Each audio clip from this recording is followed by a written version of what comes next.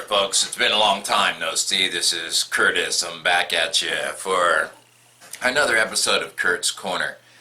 And today's topic is Trump.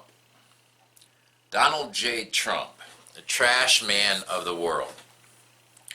And I've never been really a politically oriented person until this year, and the reason I got into it this year is because I personally believe that Donald Trump is a very dangerous man.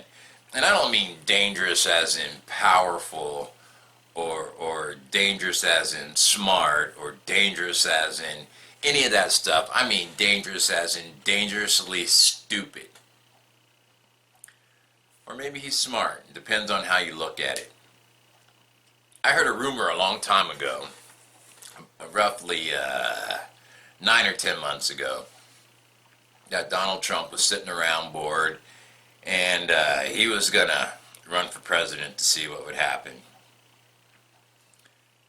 But he didn't really want to be president. And as I started watching the progression of his run for the president, I realized that every time he's doing really, really, really well, he says something really, really, really stupid, which begs to ask, does he really want to be president? Or is he just trying to make his brand more powerful? Is he using all this free media time to build his Trump enterprise, whatever it's worth, whether it's worth $10 or $500 million, nobody knows. And that's because he refuses to show his tax return. So we're going to try and make this quick, and I'm going to go step by step on my thoughts on this whole thing. The first words out of Trump's mouth when he was running for president is his degrading of Mexicans, and he's gonna build a wall. Mexicans, he's gonna build a wall. I'm gonna build a wall. That's all he could say is, I'm gonna build a wall. And Mexico is gonna pay for it, so he thinks. And all these people actually believed him. That's how he built his campaign. Oh, number one, President Obama wasn't born here. Number two, Mexicans, I forgot about that. Number three, women are pigs. That's number three. And I don't understand why not even one Mexican, I can't understand how one Mexican person would vote for him. I can't understand how one woman could possibly vote for him. And after the birther movement, I don't understand how any black person could vote for him. What does that leave him with? Let's not forget that a judge can't do his job because he's Mexican. This shouldn't even be a race. There's another theory going around that it really isn't a race. That Hillary's blowing his doors off. But the networks have to cover it and make it sound like it's closer than it is, so they don't lose sponsors, so they could sell airtime, so they could charge for airtime. I don't know. What I do know is that Donald Trump cannot be our president. Now, he may be able to be your president, but when he's elected, he'll never be my president, because him and I don't believe in any of the same things. He claims that he built a big business. You know what you should do sometime? Just pick up a book and read it and see how many times he should have gone bankrupt, but he went back to his daddy for money. It's not his money. It's his daddy's money. He filed bankruptcy 4 times. He should have filed a whole hell of a lot more, but daddy kept giving him money. Oh, excuse me. Daddy kept loaning him money. This guy can't run a business, folks. Everybody that's voting for him thinks because his business is so big and he's doing so well with his business that he can run a country. Here's a guy that put thousands of my friends, personal friends, in Atlantic City out of work, filed bankruptcy, and then laughed about it. Actually laughed about it when he was done. Oh, I made a ton of money in Atlantic City, he says. Well, I have friends out scrambling at the time looking for more jobs. The guy's an asshole. Let's talk about the little business guys that he put out of work. This is not hearsay. These are people that you and I have seen being interviewed on television. You know, he gets the work done and then tells him he doesn't want to pay him. Who can fight him? You know, he's got more money, or so he claims, than God. Or did he borrow that money from some of his friends in Russia? He owes China a shit ton of money. But we don't know. We don't know how much, because he won't release his tax returns. Speaking of China, what would induce people to believe this guy is going to actually make jobs in America? I'm good at making jobs. I'll make lots of jobs. We'll have the best jobs ever. Stop and think, people. He's still making ties and suits in China and Bangladesh, and bitching to you while he's campaigning that we need to do something to get manufacturing back here. He's the problem. He's the problem. And he keeps hiring these idiots, you know. I believe he fired Corey Lewandowski on purpose. On purpose. Not because he wasn't doing a job right, so he could have a stooge on CNN to back his view every single day. Every single day.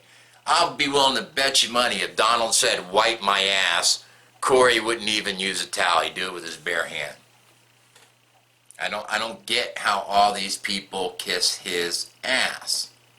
He's just another dude, but he's the biggest liar I've ever seen him. This guy will lie and look at you in the face.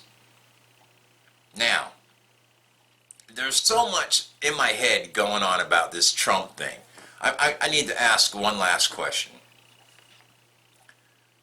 When President Obama says something on Thursday night, do you understand what he's saying? When Hillary Clinton says something on Thursday night, do you understand what she's saying? Or, like Trump, when he says something on Thursday night, do you need surrogates to explain to you Friday, Saturday, and Sunday what they think he was saying? Not what you and I heard him saying. What they think he was trying to say. The next time you're watching television, take a look. What we ought to do is all get together, get on CNN, get on CNBC, get on Fox News. I watch these interviews, and I watch them intensely. You have a Hillary supporter here. You have a Trump supporter here. Let's ask the Hillary surrogate a question. Now, before she gets 2 words out of her mouth, the Trump surrogate, who has Trump-itis and has to be the center of everything, interrupts. They interrupt this question. They interrupt the person asking the question. They can't sit still. They can't shut their mouths for more than 3 seconds at a time. They just can't do it. Ask them a question. What is Trump going to do about what he believes is high unemployment? That's a question to a Trump surrogate. The Trump surrogate would be, what you should be asking is, what about Hillary's 33,000 emails? What about Benghazi? Oh my God, give me a frickin' break already. Answer the frickin' question instead of deflecting everything. It's either deflect, lie, or deny. That is the Trump campaign way. Deflect, deny, or lie. Deflect, deny, or lie. Answer a goddamn question. Unfrickin' real. The shit. We used to have people that reported the news. We don't have it anymore. If I'm a news guy and I'm asking a question, you're going to answer the question. You're going to shut the fuck up when I'm asking somebody else a question, and you're going to be respectful and listen to the other answer while the other person's giving the other answer. I cannot wait for the debate. I can't wait. Hillary is going to dust Donald off the frickin' stage. That guy knows nothing. I have friends with grandchildren that know more about foreign policy than Trump. So let's get to Putin. What the hell is going on with him? I think Trump and Putin are in love with each other. That can be the only explanation. Because they're both unlikable people. But furthermore, I do not, and I know I'm going to get the hate mail, you know. If you don't like this country, leave the fucking country, blah, blah, blah. All of you can kiss my ass. This is what they call the United States of America. I am allowed to voice my opinion. And if you don't like my opinion today, you don't have to watch. Or you can try and rebut me in a civilized manner. But I'm not going to get into a name-calling deal with any Trump supporters or any Johnson supporters or any Stein supporters. I get to voice my opinion here. You know, I would take questions from you, as long as they're legitimate questions. I don't want to hear about Benghazi. I don't want to hear about 33,000 emails. Unless, of course, you'd like to bring up the fact that there's been more embassy attacks before the Obama administration than there is now. Or unless you want to bring up the fact that Bush deleted 22,000 emails when they went to investigate why there was no weapons of mass destruction. So unless you want to talk all the facts, unless you've read something besides Fox News, you know, don't bother me. But I hope and I pray every night when I go to bed that when I wake up, Hillary is 20 more points ahead of Donald Trump. Because we cannot, absolutely cannot let that Hitler clown become the President of the United States. Please remember, a vote for Johnson or a vote for Stein is a vote for Trump. Just keep that in mind. Thanks. Have a great day. Oh, hey, we'll be coming back at you tomorrow again with my my thoughts on the Pledge of Allegiance and Colin Kaepernick and the Star-Spangled Banner and sports. We'll get back to you tomorrow. Thanks for tuning in to Kurt's Corner. Have a great day.